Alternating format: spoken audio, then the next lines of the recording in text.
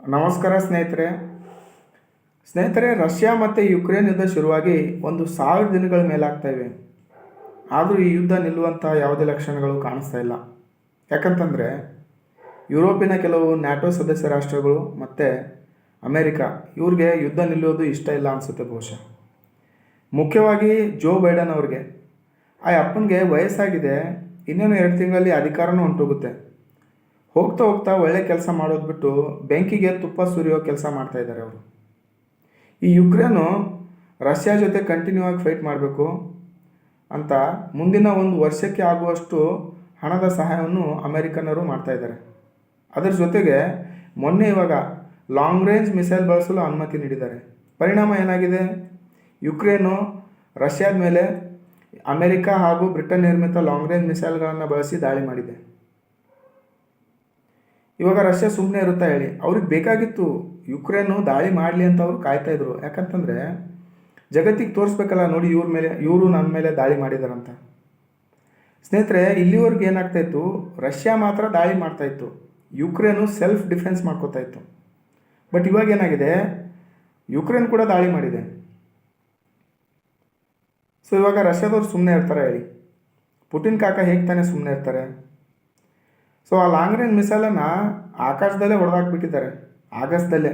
ಅದನ್ನು ಕೆಳಗೆ ಇಳಿಯೋಕ್ಕೆ ಬಿಟ್ಟಿಲ್ಲ.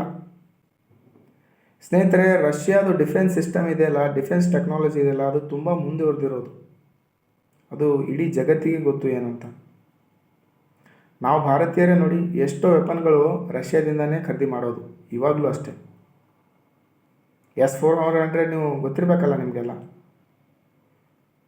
ಸೊ ಅವ್ರೇನು ಮಾಡಿದ್ದಾರೆ, ಇವಾಗ ರಿವೆಂಜ್ ತಗೋಬೇಕಲ್ಲ ಅಂತಂದ್ಬಿಟ್ಟು ರಷ್ಯಾದವರು intercontinental ballistic missile ICBM ಅನ್ನು ಬಳಸಿ ಯುಕ್ರೇನ್ ಮೇಲೆ ದಾಳಿ ಮಾಡಿದ್ದಾರೆ. ಸ್ನೇಹಿತರೆ, ದೇವ್ರದಿಂದ ಯಾವುದೇ ಅನಾಹುತಗಳು ಆಗಿಲ್ಲ. ಆಮೇಲೆ ಜಗತ್ತಿನ ಯುದ್ಧದ ಇತಿಹಾಸದಲ್ಲಿಯೇ ಮೊದಲನೇ ಬಾರಿಗೆ ICBM ಬಳಸಿರೋದು ಈ ರಷ್ಯಾ ಮತ್ತು ಯುಕ್ರೇನ್ ಯುದ್ಧದಲ್ಲಿ.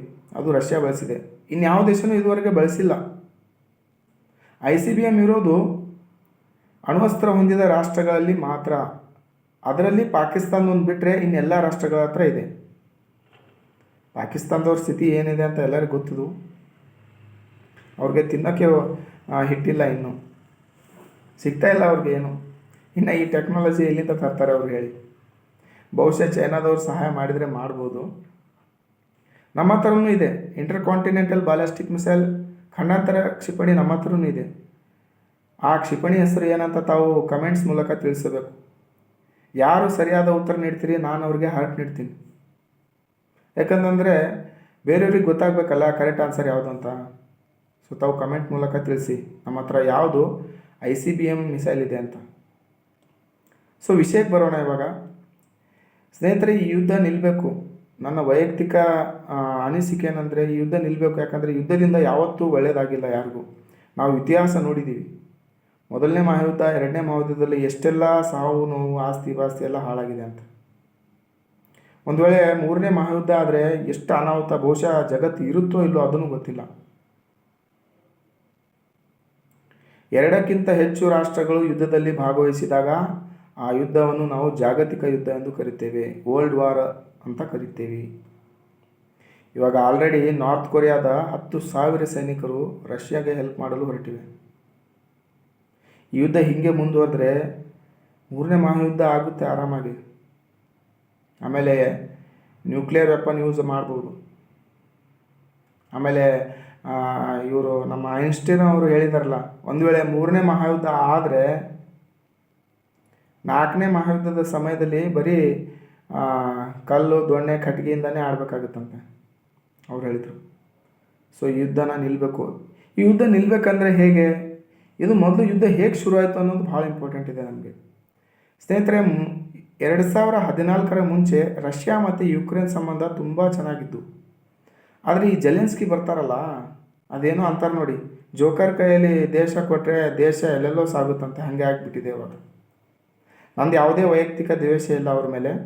ಆದರೆ ಜೆಲೆನ್ಸ್ಕಿ ಬಂದ ಮೇಲೆ ಏನು ಮಾಡ್ತಾರೆ, ರಷ್ಯಾದವ್ರ ಜೊತೆ ಸಂಬಂಧವನ್ನು ಕಡ್ಕೊಂಡ್ಬಿಟ್ಟು ಅಮೇರಿಕನ್ ಜೊತೆ ಕೈ ಜೋಡಿಸ್ತಾರೆ. ಈಗ ಎಲ್ಲರಿಗೂ ಜಗತ್ತಿಗೆ ಗೊತ್ತು ಅಮೇರಿಕಾ ಮತ್ತು ರಷ್ಯಾ ಹೇಗಿವೆ ಅಂತ. ಸೊ ಇದು ರಷ್ಯಾದವ್ರಿಗೆ ಇಷ್ಟ ಆಗಲ್ಲ. ಆಯಿತು, ಇದು ಇಲ್ಲಿಗೇನಿಲ್ಲ, ಮುಂದೆ ಏನಾಗುತ್ತೆ, ಜೆಲೆನ್ಸ್ಕಿ ಏನು ಮಾಡ್ತಾರೆ, ನಮಗೆ ನ್ಯಾಟೋ ಸದಸ್ಯತ್ವ ಬೇಕು ಅಂತಂದ್ಬಿಟ್ಟು ಲೆಟ್ರ್ ಬರೀತಾರೆ. ಇದು ಮೇನ್ ಇಂಪಾರ್ಟೆಂಟ್ ಇಶ್ಯೂ ಇರೋದು. ಇದು ಅವ್ರಿಗೆ ಇಷ್ಟ ಆಗಲ್ಲ. ಅವಾಗ ನೀವು ಏನಾದರೂ ನ್ಯಾಟೋ ಸದಸ್ಯರು ಆಗ್ತಾಯಿದ್ರೆ ನಾವು ನಿಮ್ಮ ಮೇಲೆ ದಾಳಿ ಮಾಡ್ತೀವಿ ಅಂತ ಹೇಳ್ತಾರೆ ಅವರು. ಸೊ ಅಲ್ಲಿಂದ ಶುರು ಆಗುತ್ತೆ ಇದು ಹೀಗೆ ಯುದ್ಧ. 2022 ಫೆಬ್ರವರಿ ಮೇ ಬಿ 24 ಅನಿಸುತ್ತೆ, ಅಲ್ಲಿಂದ ಈ ಯುದ್ಧ ಶುರು ಆಗಿದೆ. ಸೊ ಈ ಯುದ್ಧ ನಿಲ್ಲಬೇಕಂತಂದರೆ ಇನ್ನೊಂದು ಇಲ್ಲಿ ಅಮೇರಿಕನ್ ಪಾತ್ರ ಅಂದರೆ ಇಂಪಾರ್ಟೆಂಟ್ ಇದೆ ಭಾಳ. ಹಾಗೆ ಯುರೋಪಿಯನ್ನರು, ಇವರೆಲ್ಲರೂ ಸೇರಿ ಇದನ್ನು ನಿಲ್ಲಿಸಬೇಕು. ಅಮೇರಿಕ ಹೇಗೆ ನಿಲ್ಲಿಸುತ್ತೆ, ಇತ್ತೀಚೆಗೆ ಅಧ್ಯಕ್ಷ ಚುನಾವಣೆ ಆಗಿದೆ ಅಲ್ಲಿ. ನಮ್ಮ ಡೊನಾಲ್ಡ್ ಟ್ರಂಪ್ ಅವರು ತಮ್ಮ ಮ್ಯಾನಿಫೆಸ್ಟೋದಲ್ಲಿ ಹೇಳಿದರು, ಒಂದು ವೇಳೆ ನಾನು ಅಧಿಕಾರಕ್ಕೆ ಬಂದರೆ ಈ ಯುದ್ಧವನ್ನು ನಿಲ್ಲಿಸ್ತೀನಿ ಅಂತ ಹೇಳಿದರು. ಈ ಯುದ್ಧ ನಿಲ್ಲಿಸ್ತೀನಿ ಅಂದಿದ್ದಾಗೆ ಈ ಕೆಲವರಿಗೆ ಸ್ವಲ್ಪ ಶಾಕ್ ಆಗಿದೆ, ಮುಖ್ಯವಾಗಿ ಅಮೇರಿಕಾದಲ್ಲಿ ಇರುವಂತಹ ಪ್ರೈವೇಟು ಡಿಫೆನ್ಸ್ ಕಂಪನಿಗಳಿಗೆ. ಯಾಕಂದರೆ ಅವ್ರಿಗೆ ಲಾಸ್ ಆಗುತ್ತೆ, ಯುದ್ಧನೇ ನಡೆದಿಲ್ಲ ಅಂದರೆ ಅವ್ರದ್ದು ಅಂಗಡಿಗಳು ಹೇಗೆ ನಡೆಯುತ್ತೆ ಹೇಳಿ. ಸೊ ಅದಕ್ಕೋಸ್ಕರ ಆ ಕಂಪನಿಗಳೇ ಜೋ ಬೈಡನ್ ಮೇಲೆ ಒತ್ತಡ ಹೇರ್ತವೆ ಅಂತ ಮಾಹಿತಿ ಬಂದಿದೆ. ಅವ್ರಿಗಿಷ್ಟ ಇಲ್ಲ ಯುದ್ಧ ನಿಲ್ಲಿಸೋದು, ಇದು ಕಂಟಿನ್ಯೂ ಆಗಿರ್ಬೇಕಂತ. ಸೊ ನೋಡೋಣ ಇವಾಗ ನಮ್ಮ ಡೊನಾಲ್ಡ್ ಟ್ರಂಪ್ ಅವರು ಏನು ಮಾಡ್ತಾರೆ. ಅವರು ಯುದ್ಧವನ್ನು ನಿಲ್ಲಿಸಿದರೆ ತುಂಬ ಒಳ್ಳೆಯದಾಗುತ್ತೆ ಜಾಗತಿಕವಾಗಿ.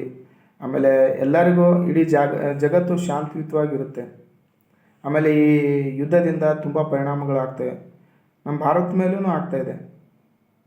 ಕಚ್ಚಾ ತೈಲದ ದರ ಹೆಚ್ಚಿಗೆ ಆಗ್ತಾಯಿದೆ, ದಿನಬಳಕೆ ವಸ್ತುಗಳ ರೇಟು ಹೆಚ್ಚಿಗೆ ಆಗ್ತಾಯಿದೆ. ಇದು ಜಗತ್ತಿನಲ್ಲಿ ಎಲ್ಲ ದೇಶದಲ್ಲೂ ಆಗುತ್ತೆ. ಸೊ ಅದಕ್ಕೋಸ್ಕರ ಯುದ್ಧ ನಿಲ್ಲಬೇಕು. ಯುದ್ಧ ನಿಂತರೆ ಮಾತ್ರ ಜಗತ್ತಿಗೆ ಒಳಿತಾಗುತ್ತೆ ಸ್ನೇಹಿತರೆ. ಸೊ ನಿಮಗೇನನ್ಸುತ್ತೆ ಈ ರಷ್ಯಾ ಮತ್ತು ಯುಕ್ರೇನ್ ಯುದ್ಧದ ಬಗ್ಗೆ? ತಮ್ಮ ಅನಿಸಿಕೆಗಳು ತಾವು ಕಮೆಂಟ್ಸ್ ಮೂಲಕ ದಯವಿಟ್ಟು ತಿಳಿಸಿ. ಹಾಗೆ ಇನ್ನು ಮುಂದಿನ ವಿಡಿಯೋದಲ್ಲಿ ನಾವು ಈ ರಷ್ಯಾ ಮತ್ತು ಯುಕ್ರೇನ್ ಯುದ್ಧದಿಂದ ನಮ್ಮ ಭಾರತದ ಮೇಲೆ ಯಾವ ಥರ ಪರಿಣಾಮಗಳನ್ನು ಬೀರ್ತವೆ ಅಂತಂದ್ಬಿಟ್ಟು ನಾವು ಚರ್ಚೆ ಮಾಡೋಣ. ಧನ್ಯವಾದಗಳು.